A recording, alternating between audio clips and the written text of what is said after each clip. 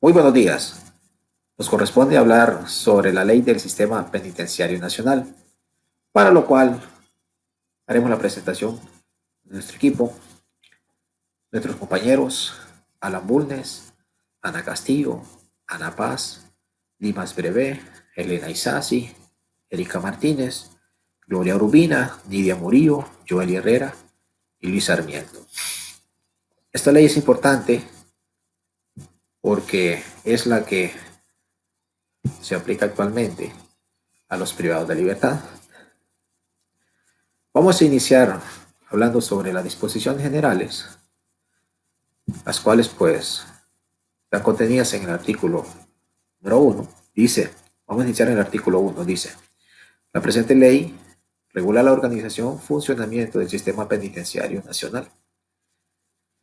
Dice que el sistema penitenciario nacional tiene como objetivo, como fines primordiales, la protección de la sociedad y la rehabilitación, la reeducación y la reinserción social de las personas condenadas a penas y medidas de seguridad privativas de libertad. Dice el artículo número 2 que la actividad penitenciaria se debe desarrollar con las garantías y dentro de los límites establecidos por la Constitución de la República, los tratados internacionales ratificados en Honduras, las leyes, los reglamentos y las sentencias judiciales. También dice que mientras se encuentren bajo el cuidado y la responsabilidad de las instituciones penitenciarias, estas deben respetar estrictamente a las personas privadas de libertad, sus derechos humanos, con las limitaciones y restricciones derivadas de su condición de procesado o condenadas. El artículo número 3 dice el 4, perdón, no se debe aplicar a las personas privadas de libertad ninguna pena que no se haya impuesto, que no haya sido impuesta por autoridad jurisdiccional competente, ni sanción o medida disciplinaria que no esté expresamente establecida en esta ley. Es un poco complicado porque de repente hay muchos privados de libertad que ya pasan del periodo de la prisión preventiva y todavía, ¿verdad? Están, están presos, por decirlo así, están privados de libertad. El artículo 5 dice que el sistema penitenciario nacional se debe regir por el principio de progresividad y por el principio de la individualización del tratamiento. Los sistemas y tratamientos que se utilicen con las personas privadas de libertad deben ser concebidos para su desarrollo gradual y progresivo. Aquí podemos también decir que cuando se hable de un tratamiento individual, de repente no, las normas, hay como que hay privilegios para algunos que tienen la posibilidad de estar en algunas condiciones más favorables que otros, porque les permiten acondicionar su celda, y a los que no tienen las posibilidades, pues los tienen hacinados, por decir, hay demasiadas personas en una sola celda.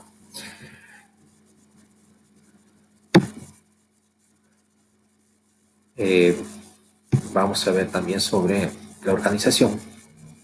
La organización del dice que el artículo 6 nos dice que forman el sistema penitenciario nacional las siguientes instituciones, como es el Instituto Nacional Penitenciario, por sus siglas INP, y los establecimientos penitenciarios. El artículo 7 nos dice que el Instituto Nacional Penitenciario o instituto como órgano desconcentrado dependiente de quién, de la Secretaría del Estado, en los despachos de Interior y Población, con autoridad en el territorio nacional. O sea, puede actuar a nivel nacional, ¿verdad?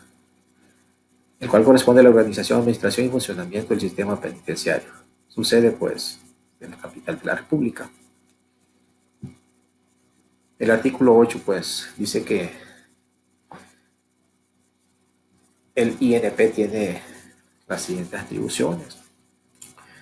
Entre ellos tiene proponer a la Secretaría de Estado la política penitenciaria, ejecutar la política penitenciaria y las medidas privativas de libertad, velar por la seguridad, atención, custodia, eh, educación, asistencia médica de los privados de libertad, contribuir y participar en los organismos para la atención, organización para la prevención del delito, supervisar el departamento técnico, los establecimientos penitenciarios, elaborar un proyecto de presupuesto y someterlo a la aprobación aquí, al Poder Ejecutivo. Muchas gracias. Continúen mis compañeros.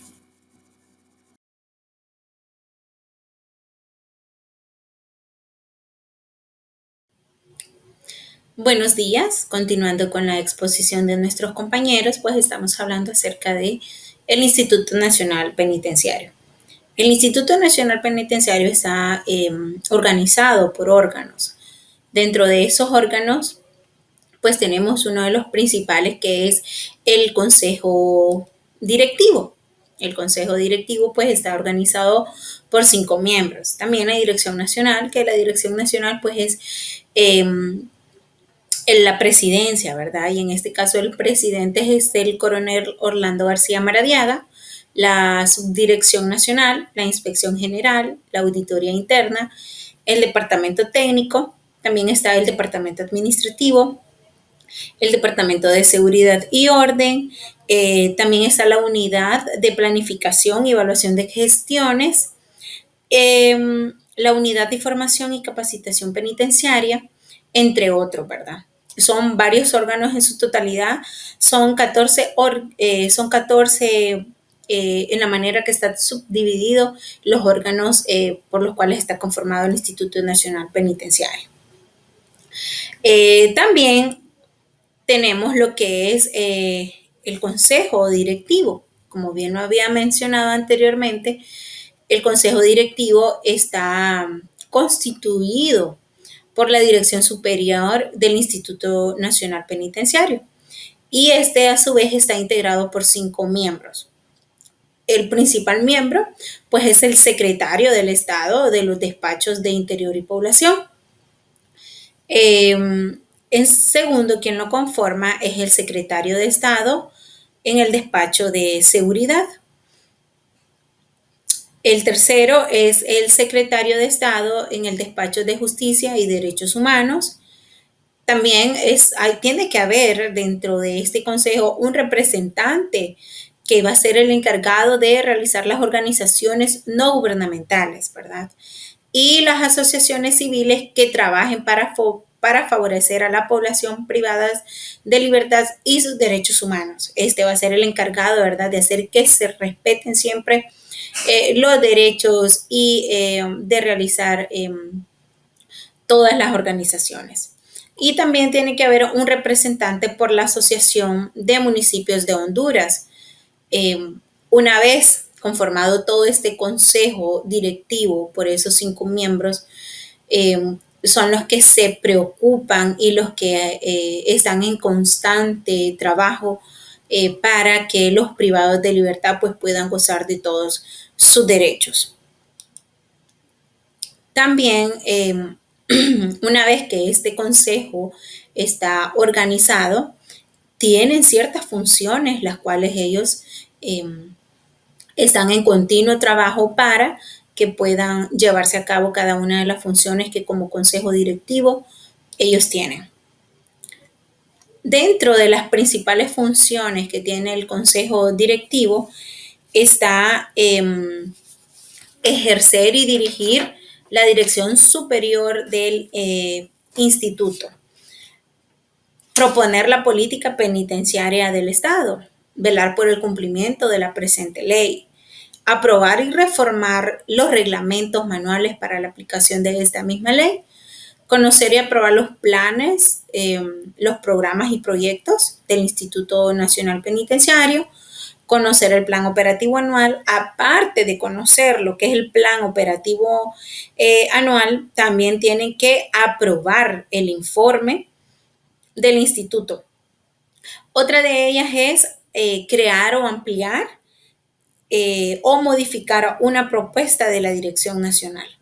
El consejo directivo es el encargado de velar por esta presente ley, ¿verdad? Que esta es una ley por la cual nosotros estamos explicando en esta mañana a ustedes para pues que pueda no solamente estar plasmado en lo que es una ley, en un libro, un texto, sino que se dé el cumplimiento. Como ustedes ven, una de las principales funciones en el inciso número 3 es velar por el cumplimiento de la presente ley.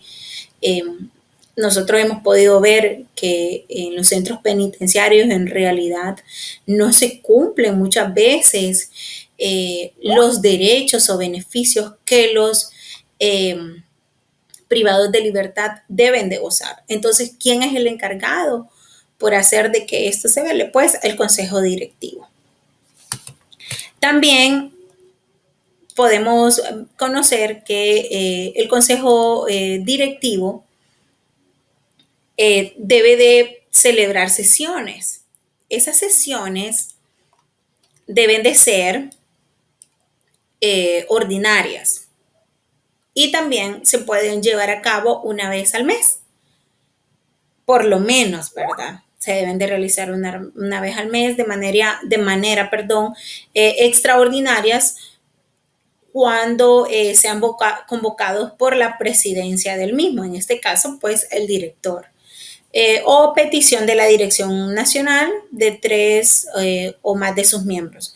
¿Qué es lo que pasa? Si no se presentan totalmente los 5 miembros por los cuales está conformado el Consejo Nacional, pero si hay 3 miembros, aparte del director, se puede llevar a cabo lo que es la sesión eh, ordinaria que se deben de estar realizando. La Dirección Nacional es la más alta autoridad técnica y administrativa del instituto. En este caso es el coronel Orlando Maradiaga. Pues a él mismo o cualquier director que en su momento pues esté representando el Instituto Nacional Penitenciario, pues le corresponde la ejecución de la política penitenciaria y las decisiones emanadas en el consejo directivo, ¿verdad? Él es el que una vez las decisiones que haya tomado en su conjunto el consejo directivo, quien va a transmitir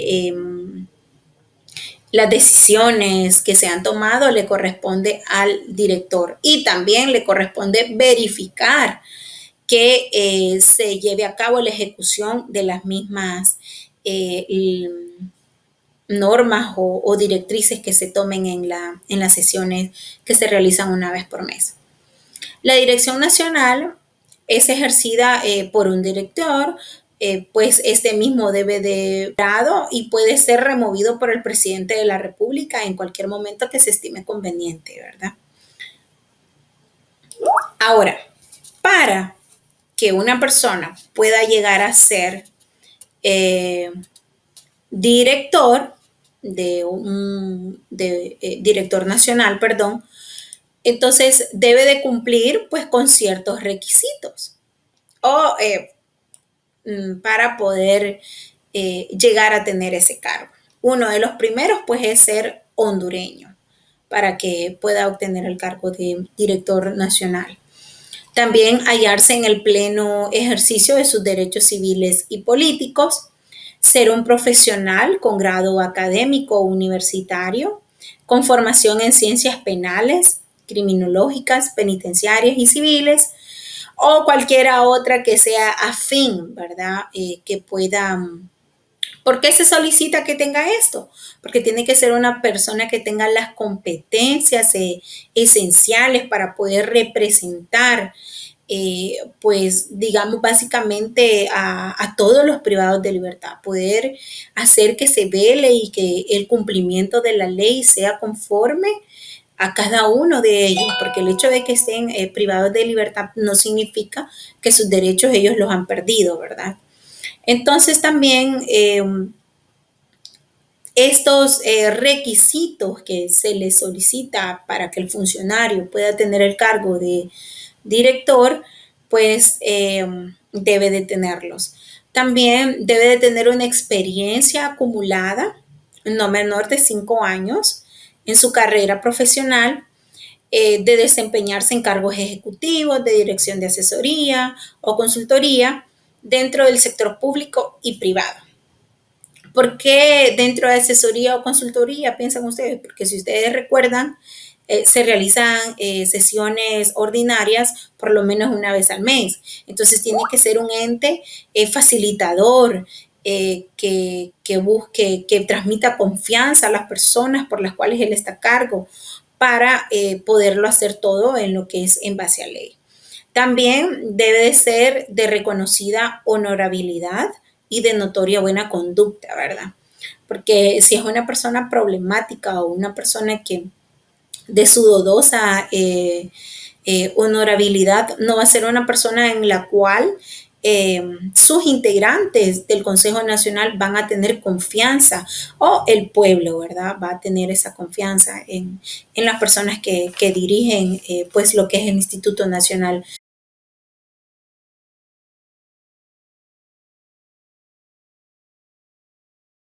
Muy buen día. Continuaremos desglosando los artículos contenidos en la Ley del Sistema Penitenciario Nacional. Hablaremos acerca de las funciones de un director. Como en cualquier puesto ejercido, ya sea público o privado, es necesario que las funciones del cargo a desempeñar se encuentren especificadas.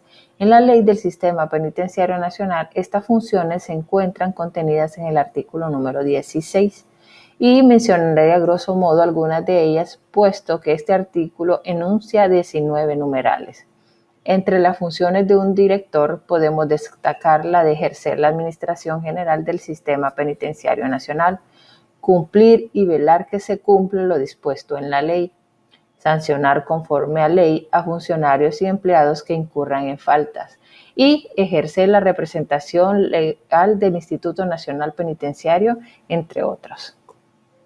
Las causas justificadas para que el director nacional sea removido de su cargo se detallan en el artículo 17 y dentro de las cuales podemos mencionar el incumplir los deberes de su cargo, conducta pública impropia o inapropiada, violación comprobada de los derechos humanos en los centros penales a su cargo, ejercer sus funciones contraviniendo la Constitución, la ley y demás reglamentos vigentes en el país. El subdirector. El subdirector nacional debe cumplir los mismos requisitos que el director nacional, exceptuando el numeral 4 en lo relativo a la experiencia acumulada necesaria, puesto que para ser director el requisito es no menor de 5 años. Y agregaremos la obligatoriedad que se trate de un funcionario de carrera de personal de servicio penitenciario. El subdirector deberá cooperar con el director en lo administrativo y técnico asignado o establecido en la ley y reglamento, y será el llamado a sustituir al director por cualquier ausencia, ya sea física o legal. La Inspectoría General es ejercida por un inspector general, el cual debe de reunir los mismos requisitos de un director, a excepción del numeral 3 del artículo 15, en lo referente al grado académico universitario. Es decir, que no es necesario que su formación profesional sea universitaria relacionada con el área penal, criminológica, penitenciaria o afines. Y el artículo 20 nos habla acerca de las funciones del inspector, que son la vigilancia y supervisión de los centros penitenciarios, vigilar y supervisar el cumplimiento de la ley del Sistema Penitenciario Nacional, imponer sanciones al personal del Sistema Penitenciario Nacional de conformidad a los reglamentos respectivos. Y para concluir, hablaremos acerca de la auditoría interna, que esta es ejercida por un auditor, quien debe de velar por el adecuado y racional uso de los recursos financieros y bienes del Sistema Penitenciario Nacional. ¿Cómo logrará esto? Pues lo hará mediante la fiscalización antes, durante y después de cada proceso, como asesoramiento técnico, administrativo, que garantice el cumplimiento de las leyes, políticas, normas y demás medidas establecidas por el Tribunal Superior de Cuentas.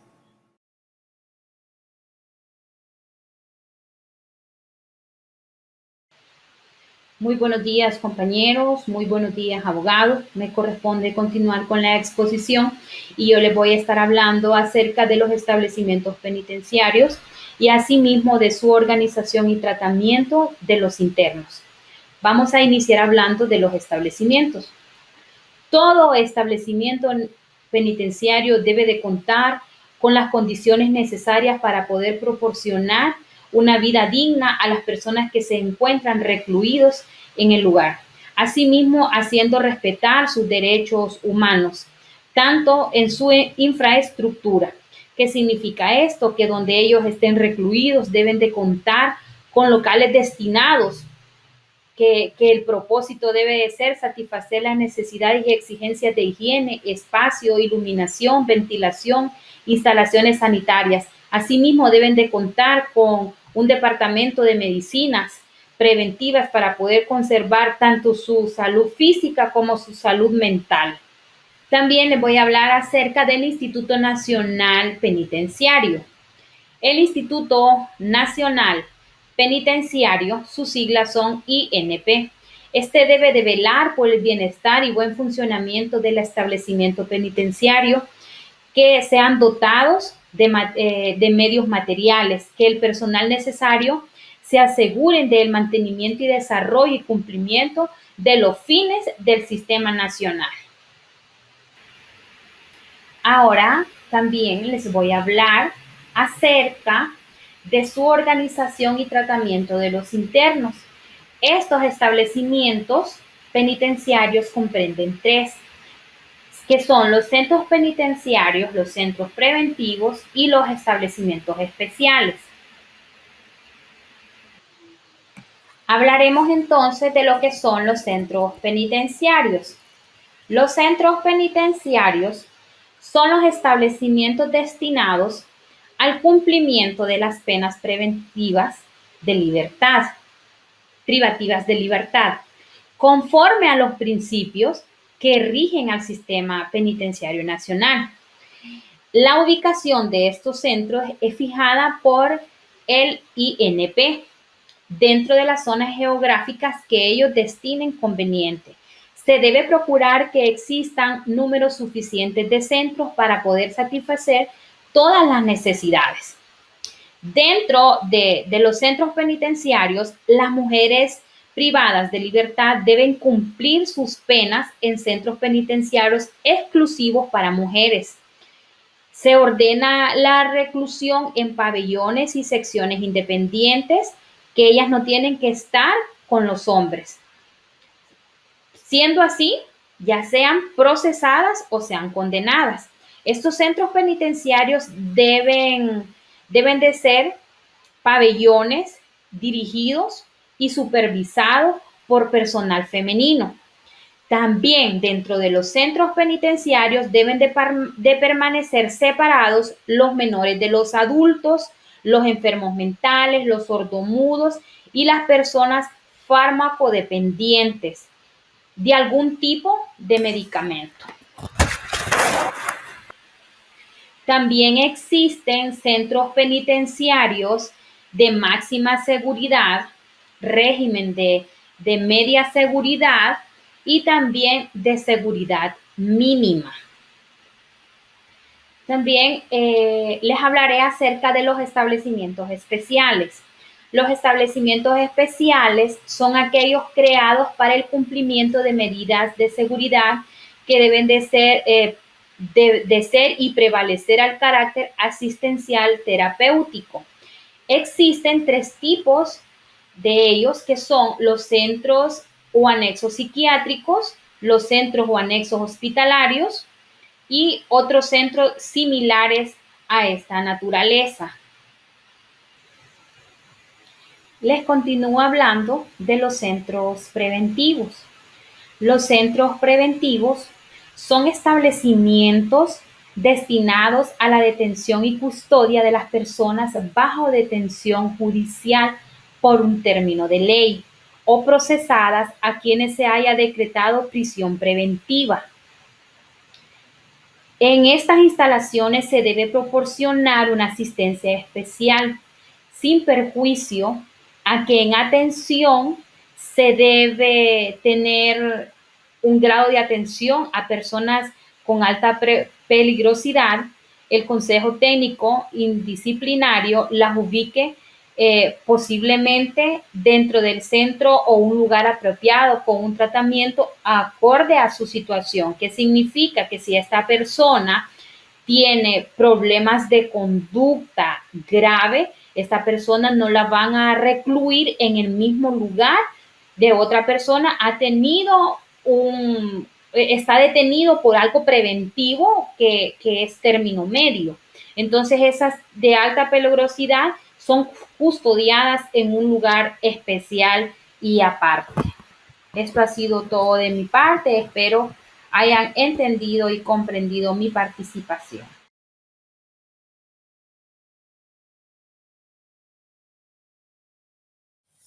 Buenos días, vamos a hablar acerca de los establecimientos penitenciarios, específicamente de la parte de la dirección y administración de los centros penitenciarios en el país. Hay dos o tres cargos que son muy importantes en la administración de un centro penitenciario y justamente de esas funciones es de las que vamos a hablar a continuación. Entonces, podemos observar aquí, por ejemplo, tenemos los cargos del director y el secretario de un centro penitenciario. Entonces, tenemos aquí el cargo del director y del secretario de un centro penitenciario. Veamos entonces cómo son nombrados o quién determina, por ejemplo, quién debería ser director de un centro penitenciario. Entonces, para eso vamos a ver parte de las funciones. Cada centro penitenciario, como les decía antes, debe tener un director y un subdirector. Y estos son nombrados por el Consejo Director del Instituto Penitenciario. Ya antes les han mencionado quienes conforman el Consejo Director del Instituto Nacional Penitenciario. Entonces, ellos son los encargados de hacer los nombramientos de quién va a ser el nuevo director o quién va a ser el director de los centros penitenciarios que hay en todo el país. Y dentro de las funciones que tiene, por ejemplo, un director, vamos a conocer las siguientes. Es bien importante saber que cada una de estas funciones, está establecida en la ley de penitenciaria y que es una obligación de todos los involucrados el conocimiento y la aplicación de la misma. Y es justamente una de las primeras obligaciones que tiene un director de un centro penitenciario, cumplir y velar porque se cumpla lo dispuesto en la presente ley y en los reglamentos del Instituto Penitenciario. Es decir, como encargado de un centro penitenciario es su obligación conocer la ley y los reglamentos y obviamente también velar porque los que participan, los que están a su alrededor, que están al servicio o al cuidado de los privados de libertad en un centro penitenciario también la conozcan y de esa misma manera la apliquen. Otra de las funciones que tiene un director de un centro penitenciario es la número 2, es velar por el orden, la seguridad, la disciplina, la higiene, la salubridad de los centros bajo su responsabilidad. Es decir, no solamente el hecho de que ya se diga que existe, sino más bien que realmente se vea, se cumpla las medidas de seguridad y de higiene.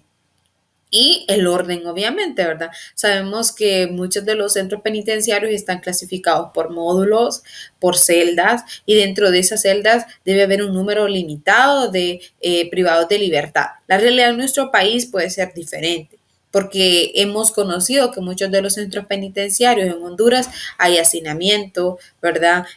No tienen ni siquiera camas, etcétera. Entonces, una de las funciones del director es velar porque realmente se cumpla con estas medidas de seguridad, de orden, de higiene. Recordemos que también la cantidad de personas que se encuentran en un centro penitenciario condiciona la forma de higiene. Es decir, los centros penitenciarios deben tener suficiente agua, suficientes baños, suficientes sanitarios para poder atender a las necesidades de todos los privados de libertad. Y que eso se cumpla es una responsabilidad de un director. Por otro lado, las de salubridad. hay muchos privados de libertad y algunos de ellos tienen enfermedades contagiosas, enfermedades infecciosas, enfermedades terminales y todas esas cuestiones o todas esas situaciones que viven los privados de libertad son condicionantes para el orden y la seguridad y la salubridad. Por tanto, un director debe velar y de estar pendiente de todas las condiciones que tienen los privados de libertad.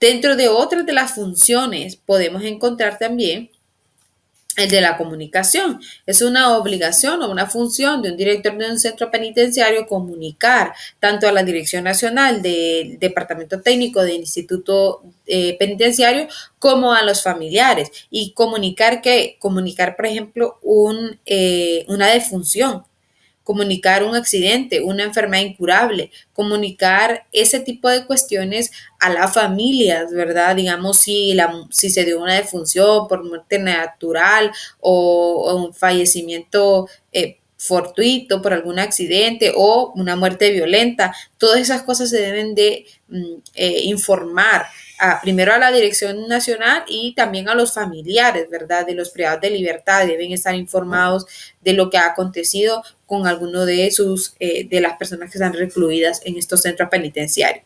Y también tiene que ver mucho con la comunicación, la notificación periódica del Departamento Técnico del Instituto, las sanciones disciplinarias, es decir, si hay algún privado de libertad que ha cometido una sanción o ha cometido una falta, también se debe notificar periódicamente al Departamento Técnico el tipo de sanciones o el tipo de faltas que ha cometido un privado de libertad. Otras de las funciones que también realiza el director o obligaciones que también tiene es garantizar la seguridad, si bien es cierto, de los que están privados de libertad, pero también de las personas que colaboran en actividades actividades que pueden ser culturales, que pueden ser de formación, laborales, de salubridad, incluso hasta religiosas. Recordemos que a los centros penitenciarios van muchas personas que dan clases de educación primaria, clases de educación media, otras que realizan actividades de formación en talleres, en trabajos que tienen que ver con ebanistería, bordados, todo ese tipo de personas que colaboran con la formación de los privados de libertad o personas que son encargadas del sistema de salud, enfermeros que van, les vacunan, les atienden, les hacen pruebas.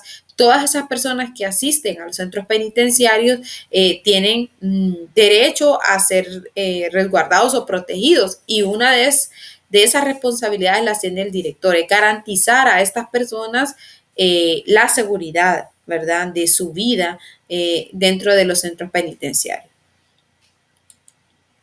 Esas son, a grosso modo, algunas de las funciones que tiene un director de un centro penitenciario, pero como también les decía, existen otros cargos, como por ejemplo el del secretario, que también son cargos muy importantes dentro del centro penitenciario y que desarrollan labores que a continuación veremos también para conocer un poco sobre el trabajo que realizan los secretarios.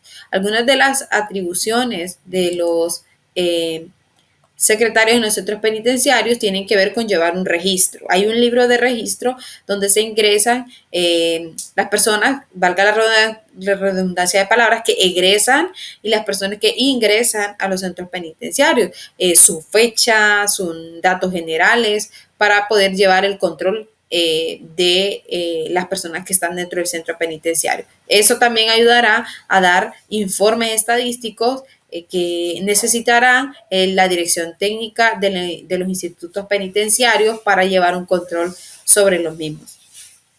Número 2, abrir, organizar y actualizar los expedientes individuales de cada una de las personas privadas de libertad, incluyendo el cambio de su condición jurídica. Es decir, cada privado de libertad deberá tener un expediente y en ese expediente debe contener su caso personal o su caso particular, todos los documentos, todos los datos que esa persona en su caso lleve o sea necesario adjuntar. Esos expedientes los organizará el secretario junto con un equipo que trabaja con él.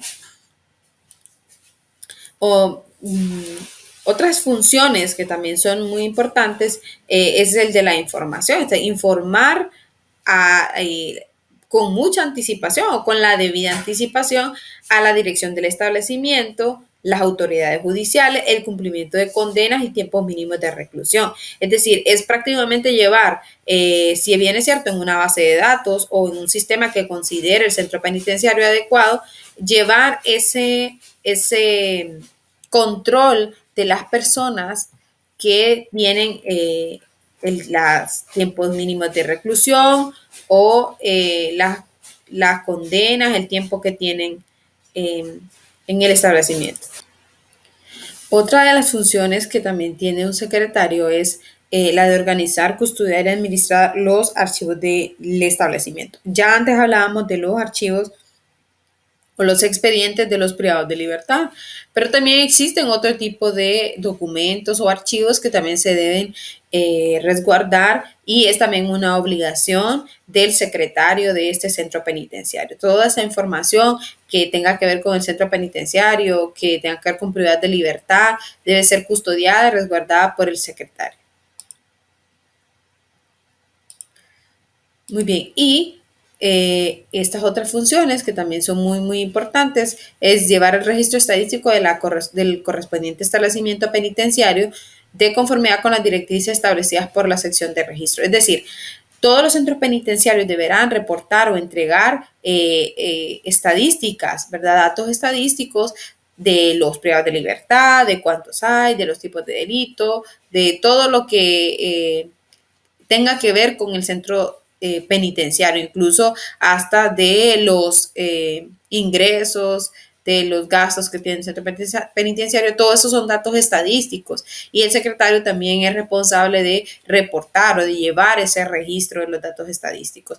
Realmente podría ser el caso de que los entreguen un informe o para algunas auditorías internas del establecimiento.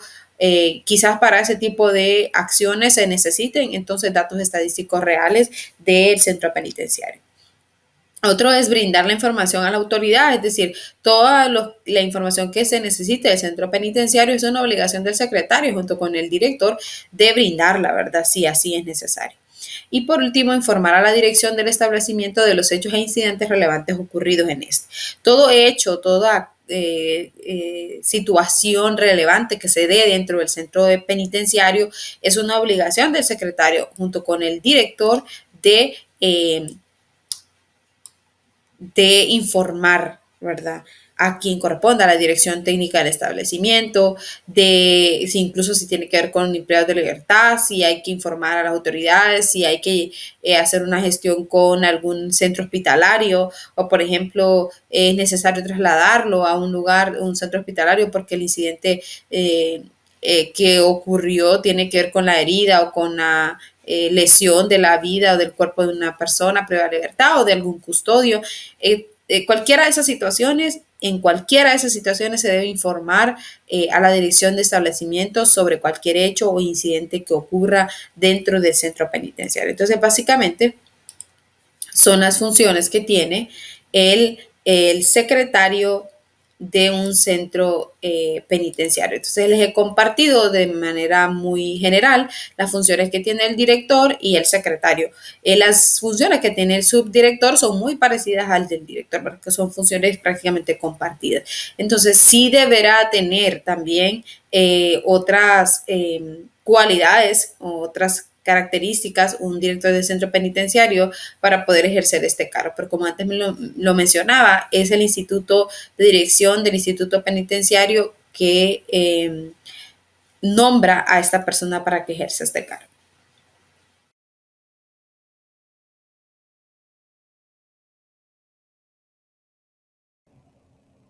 Muchas gracias, Nidia, por tan importante información. Yo continuaré con la exposición y a mí me toca pues hablar sobre la carrera del personal del servicio penitenciario y de los servicios técnicos especiales. Es importante saber que como cualquier empleado en cualquier institución o en cualquier empresa, pues la estabilidad laboral y la seguridad laboral pues es algo importante. Nosotros sabemos que en nuestros países el clientelismo político muchas veces coopta las instituciones y se contrata gente no por su capacidad, sino por su afiliación o por compadrazgos. Pues, por ende, cuando se crea pues, la Ley del Sistema Penitenciario Nacional y se crea también el Instituto Nacional Penitenciario, pues este también ofrece un conjunto de leyes que permiten que las personas que puedan optar a cualquier posición dentro del Sistema Penitenciario Nacional, pues pueda cumplir algunos requisitos, también hay algunas prohibiciones, pero sobre todo pueda haber hacia estas personas una capacitación, un entrenamiento, un aprendizaje continuo para que el sistema, pues, en teoría, mejore, evolucione y dé mayores frutos. Pues para poder aprender o saber cuáles son estos requisitos, pues hay que hablar primero sobre la capacitación que se le da a estas personas. Todas las personas que quieran optar a un cargo dentro del Sistema Penitenciario Nacional, en primer lugar, pues tienen que concursar para ello y tienen que cumplir algunos estándares ya preestablecidos para poder entrar a dichos concursos. Esto no únicamente es para empleados que tengan que ver con la vigilancia o relación directa con los privados de libertad, sino también tiene que ver hasta los niveles directivos, el personal técnico, el personal administrativo y lógicamente pues el personal de seguridad. En esta imagen nosotros pues podemos ver, compañeros, de que aquí hay una convocatoria que son públicas que se hacen. Y las personas pues, que quieran optar a una carrera dentro del Instituto Nacional Penitenciario, pues acuden a estos concursos y participan. Y ahí miran si ellos tienen la vocación, las capacidades para poder entrar y ser parte del Sistema Penitenciario Nacional. Para poder entrenar a estas personas, capacitarlas, pues se crea, como ustedes lo ven acá arriba, la Academia Nacional Penitenciaria. Y la Academia Nacional Penitenciaria es responsable de poder organizar, dirigir, ejecutar, coordinar y controlar los procesos de formación del personal.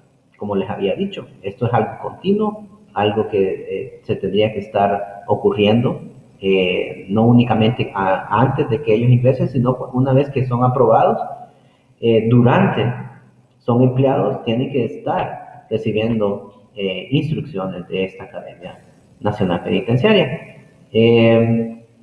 También es importante pues saber que la carrera de personal del sistema penitenciario, del Sistema Nacional Penitenciario, pide algunos requisitos. Unos requisitos pues prácticamente son básicos y son el ser hondureño, el goce de los derechos civiles y políticos, hacer constar su preparación técnica o profesional, tener buena salud, tener una conducta aprobada. Y hay algunos otros requisitos que estos nosotros pues nos encontraríamos en el reglamento de personal del Sistema Penitenciario Nacional y en el manual de puestos y salarios. Pero básicamente estos que están enlistados aquí son, compañeros, los que más importantes de poder tenerlos. También pues hay algunas prohibiciones. ¿Quiénes son estas personas que no pueden ser parte del Instituto Nacional Penitenciario, del Sistema Nacional Penitenciario? Pues son militares o policías que estén activos o hayan sido dados de altas. Todas aquellas personas que estén inhabilitados para ejercer funciones públicas ya con una sentencia firme, ¿okay? Dictada por juez. También aquellas personas que tuvieron algún despido justificado y por 5 años hay una prohibición de que ellos no pueden optar a entrar a una carrera dentro del Sistema Nacional Penitenciario.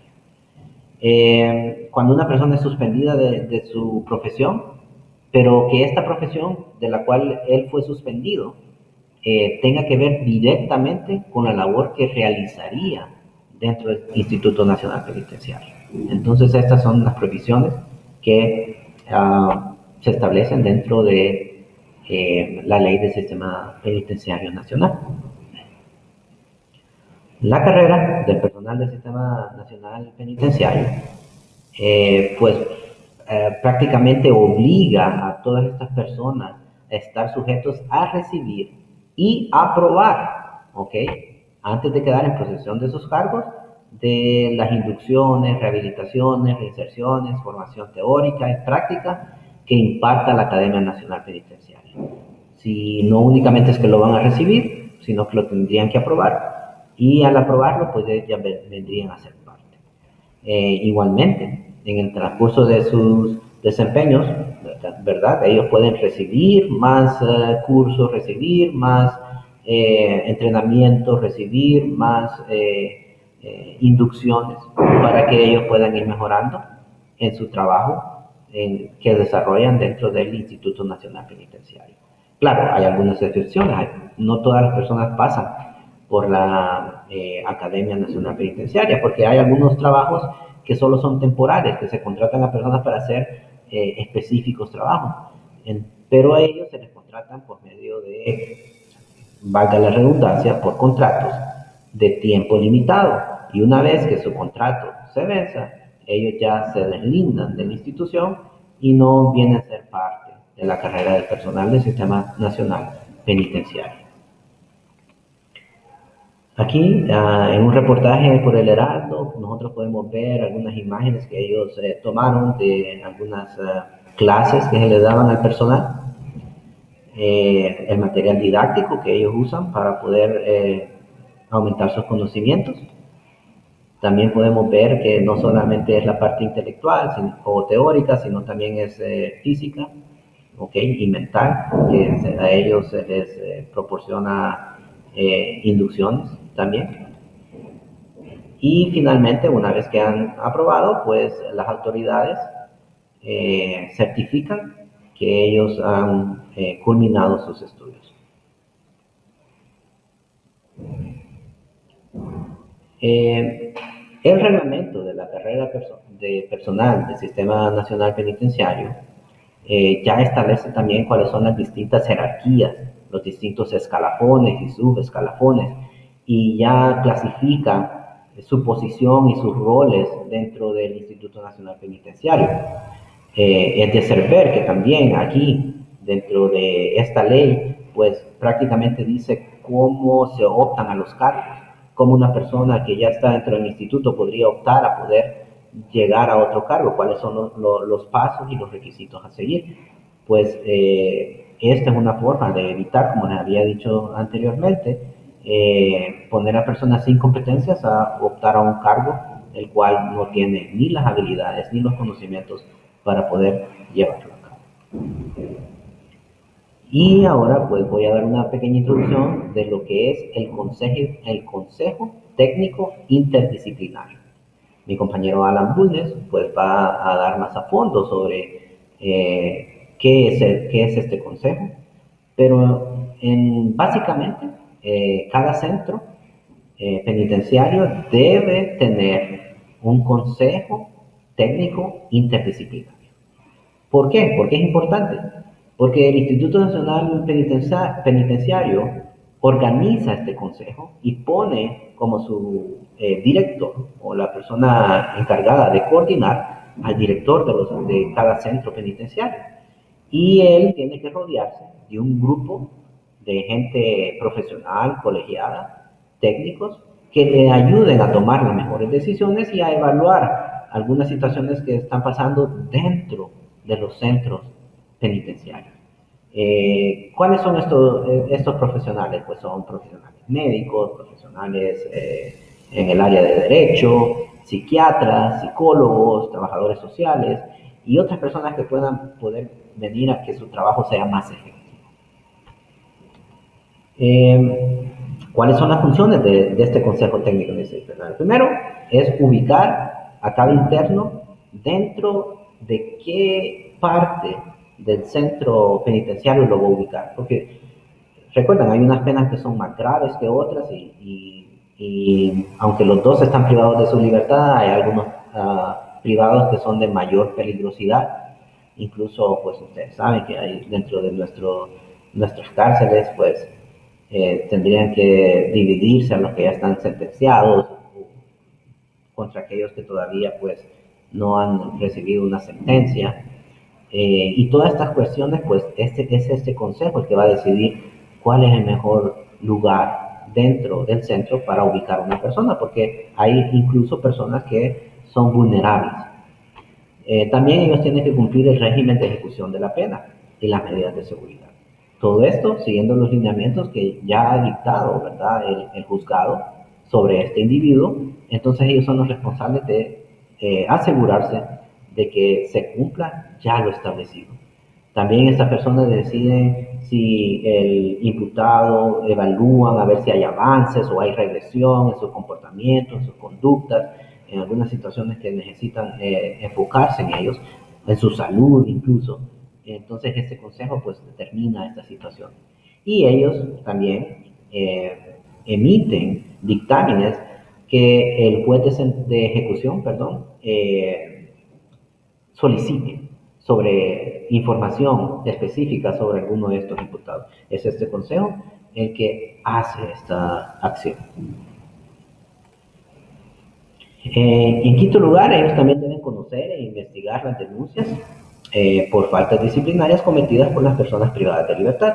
Si ellos cometen alguna falta, ellos van a investigar si en realidad se cometió y ellos pueden hacer recomendación de qué se puede sancionar y que se vigile que la sanción que se le dicte a esta persona esté dentro de los parámetros legales y que no se vaya a violentar los derechos de esta persona. También ellos pueden proponer al director algunas acciones relacionadas con el trabajo que el director realice, darle sugerencias, sobre qué él podría hacer. Y hay algunas otras acciones que también la ley y su reglamento pues ya establece, pero estas son las de mayor impacto. Les agradezco por su atención. Hasta aquí es mi presentación y los dejo con mi compañero Alan, que dará a conocer un poco más sobre otras leyes dentro de la ley del Sistema Penitenciario Nacional. Muchas gracias.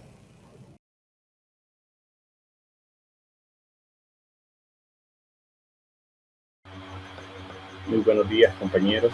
Mi nombre es Alan Bulnes. Yo voy a continuar con lo que es nuestra exposición sobre la ley del sistema penitenciario, fundamentándonos y basándonos en los artículos referentes a lo que son los servicios médicos, los servicios de psicología, industriales, agropecuarios y lo que es el régimen penitenciario.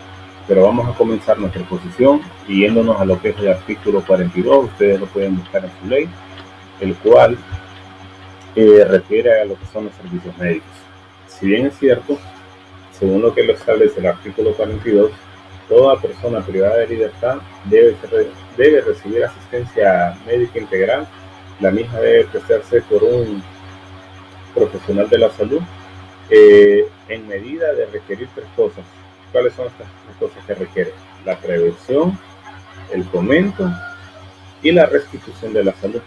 Cuando nos referimos a lo que es servicios de asistencia médica, esta va desde lo que es medicina general a lo que son servicios odontológicos, psicológicos, ver al psiquiatra y todo eso, con el fin de que de ver cuáles son las condiciones de salud que tiene el privado de libertad y, como bien lo dice el código, de la prevención, del fomento y de la restitución de la salud. Nos movemos a lo que es el artículo 43, los invito a que lo busquen.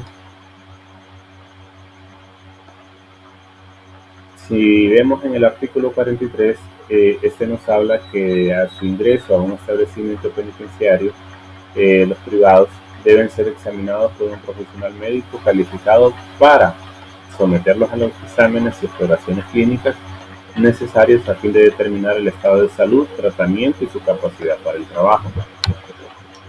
Si bien esto lo que busca es poder identificar a aquellos privados de libertad que tienen algún padecimiento, tanto físico como mental. En el caso de los privados de libertad que tienen padecimientos por el caso de enfermedades altamente contagiosas, ya establece la ley del sistema penitenciario, que estos deben de aislarse del resto de la población. Asimismo, privados de libertad que tengan problemas mentales tienen que ponerse en pabellones especializados aparte del resto de la población penitenciaria. Si cuando se realizan los exámenes de los privados de libertad se puede detectar alguna dolencia física o mental que requiere el internamiento especializado en un centro del Estado, tiene el derecho a poder ser llevado, trasladado siempre que proceda el procedimiento y la resolución de la autoridad competente, en este caso, y poder ser trasladado con todas las medidas de seguridad por el caso que es un privado de libertad. Continuando, nos vamos a lo que es el artículo 44, el cual menciona que los hijos de las mujeres privadas de libertad tienen todo el derecho a ser asistidos durante sus primeros 2 años de vida en las condiciones que dispensen las menores limitaciones posibles en virtud de la privación de libertad.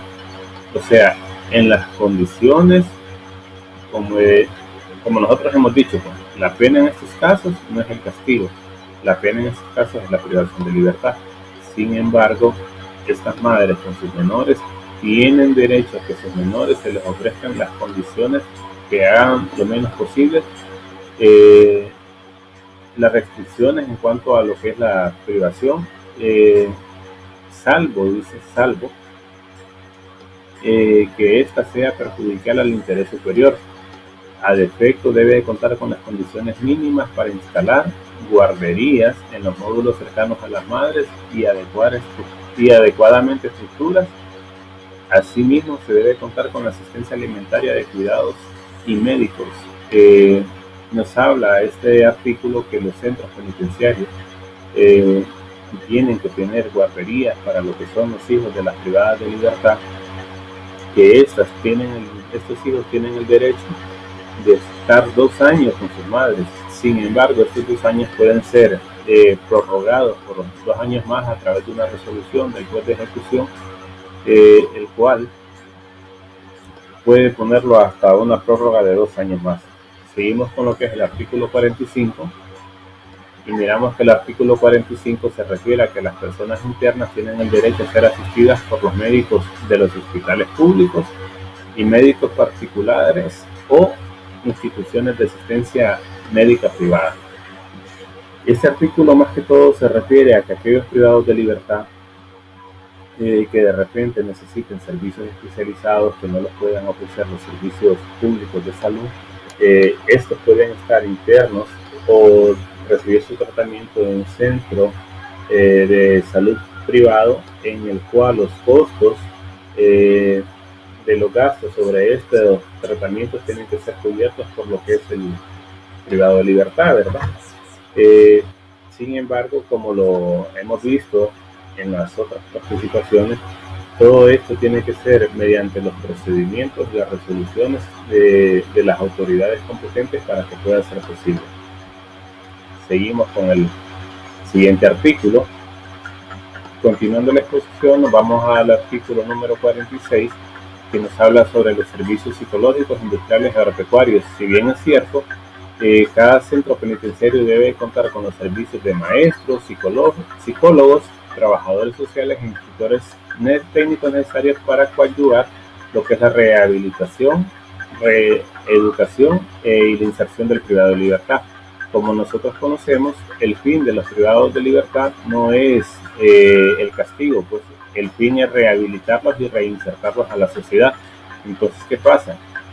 Según lo que establece la ley, todos los centros penitenciarios tienen que contar con lo que son maestros, trabajadores sociales, psicólogos, que puedan poder hacer que estas personas que están siendo privadas de libertad se puedan reinsertar a lo que es la sociedad en sí. Lo podemos encontrar en lo que es el artículo número 46 de la ley. Bueno, como vemos, el artículo 47 de lo que es la ley del sistema penitenciario, pues lo que nos dice es que las normas que regulan el régimen penitenciario se aplican a todas las personas privadas de libertad por igual, salvo en los casos que la ley indique otra cosa. Seguimos con lo que es el artículo 48. El artículo 48 nos menciona que para el egreso o ingreso de un encausado o un sentenciado a cualquiera de los centros penitenciarios es requisito indispensable, fijémonos bien, requisito indispensable, el cual exista la orden de la autoridad judicial competente para tal efecto. ¿Qué no quiere decir? Que no se puede ingresar ni tampoco dejar salir a una persona que se suponga encausada o privada de su libertad sin que exista una orden judicial competente para tal efecto. Seguimos con el artículo 48. Antes que todo, recordar o destacar, se me pasó, que para siempre la autoridad competente, los órganos judiciales tendrían que estarle mandando a los directores de las penitenciarías, asimismo como a la dirección del Instituto Nacional Penitenciario, todas aquellas resoluciones, sentencias, autos, a fin de que estos tengan información correcta para el egreso o ingreso de una persona. El artículo 49 del régimen penitenciario nos dice que al ingresar a un establecimiento penitenciario, la persona detenida será inscrita en el libro de registros que se lleve a tal defecto de poder crear lo que es un expediente, ¿verdad?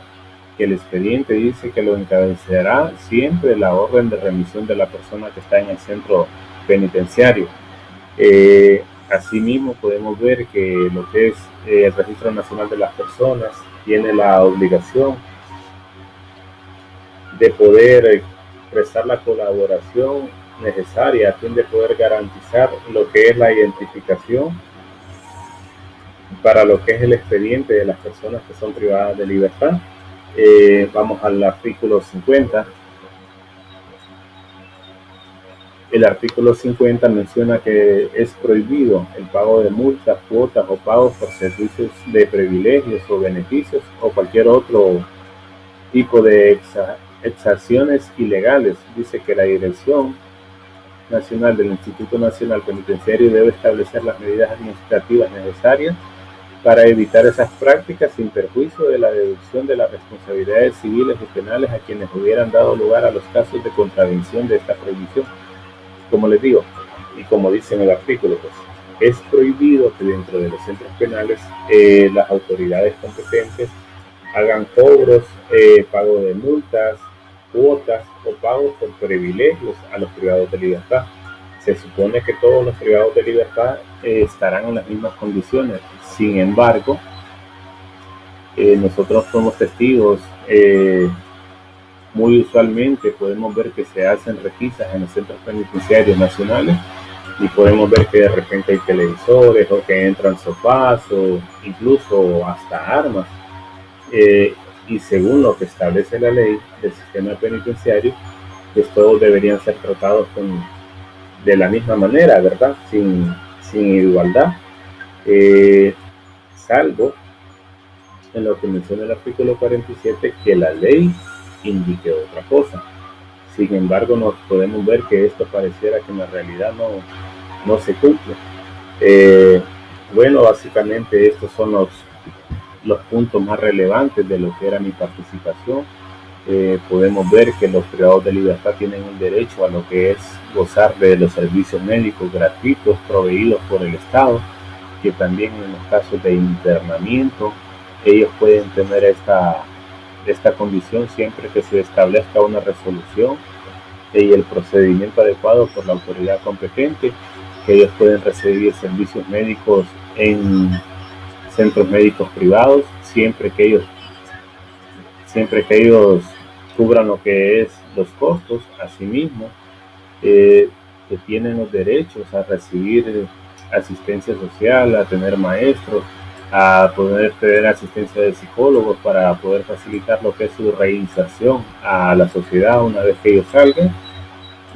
Los otros puntos acerca del régimen penitenciario, hablábamos que, por ejemplo, las personas que están en los centros penales van a estar todos bajo lo que es las normas del régimen penitenciario, los cuales se le van a aplicar a todas las personas por igual, salvo en los casos, como les dije, que la ley indique otra cosa, que para el ingreso y el egreso de lo que era una persona encausada o una persona sentenciada, era un requisito indispensable la orden de la autoridad competente para ello, que van a haber libros de registros en el cual se van a hacer expedientes de las personas que son privadas de libertad, y que, como dice este artículo, el último de mi participación, el artículo número 50, es totalmente prohibido que se hagan pagos por tener privilegios dentro de lo que es los centros penales.